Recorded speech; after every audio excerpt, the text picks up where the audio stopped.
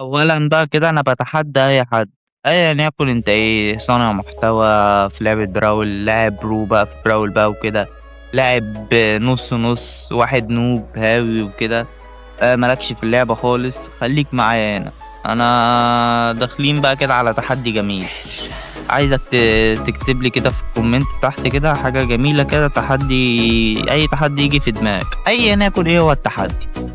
تحدي كده اعمله كازي مثلا، العبها ما امشيش، امشي داشات بس واكسب بيها.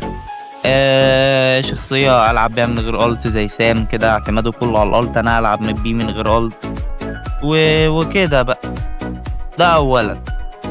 ولسه برضه في حاجة تانية، انت لو عايز مثلا تخليني مثلا اتحدى اي صانع محتوى كده ولا حاجة في لعبة براول بقى وكده. عادي نتحداه، مفيش اي حاجة، منشله بس وخليه يجي يواجهني خليه يعني يتواصل معايا وكده وهواجهه بقى وكده، واوريك بقى ازاي هعمل عظم. ان شاء الله يعني. ده كان اولا. ثانيا بقى، يعني ده الاي دي بتاعي. الاي دي ده عدد كوسي ده في الرحلة اللي معاكو. انا عايز اوصلها، انا 55,000 دي قليلة قوي. انا هوصل 200 300 الف.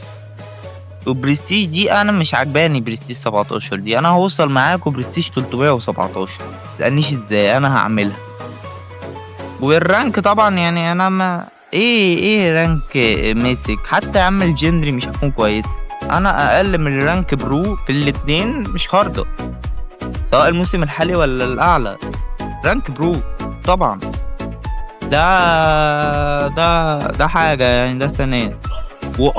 مع كده انا معايا هروات كتيرة قوي لسه ما هماش 9. الرحلة بقى بتاعتنا هنوصلهم يعني مش 9، اقل حاجة يعني معايا 9، كتار قوي 9. اوصلهم ل11 ونظبطهم بقى وبرستيجات بقى والكلام ده. بس انا بقى ايه، مش هقولك بقى انا هرفعهم برستيج، انا مش هرفعهم زي اي برستيج كده، مش هبقى زي اي حد كده في المنصة اللي انتوا بتتفرجوا عليها دي. انا هخش هلعب. بص يعني انا مثلا مزاج كنجي ممكن اوصله برستيج من غير ما اضرب الت، من غير ما اعمل اي حاجه، اكون بضرب بزيكات بس. وهيبقى الفيديو بتاعه يعني مش هجيب كل حاجه لقطات ليه، يعني مش هجيب كل الفيديو لان هيبقى طويل ورخم قوي برضو. دي شويه يعني، لو عايزين فيديو يبقى طويل شويه براحتكم.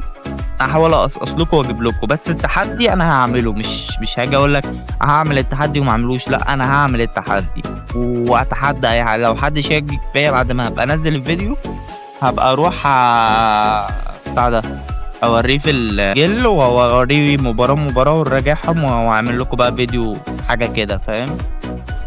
ده كان ثانيا. ثالثا بقى ودي الاهم، تعمل هنا دلوقتي سبسكرايب عشان تشوف بقى العركه اللي هتحصل قدام، ولايك وكومنت بقى الجميل بتاعك. ما تنساش بقى الحاجات دي، ولو عايز تمنشن اي حد يجي يواجهنا، حتى لو هتجيب هيرو انا مش فارقه معايا. يلا بينا كده.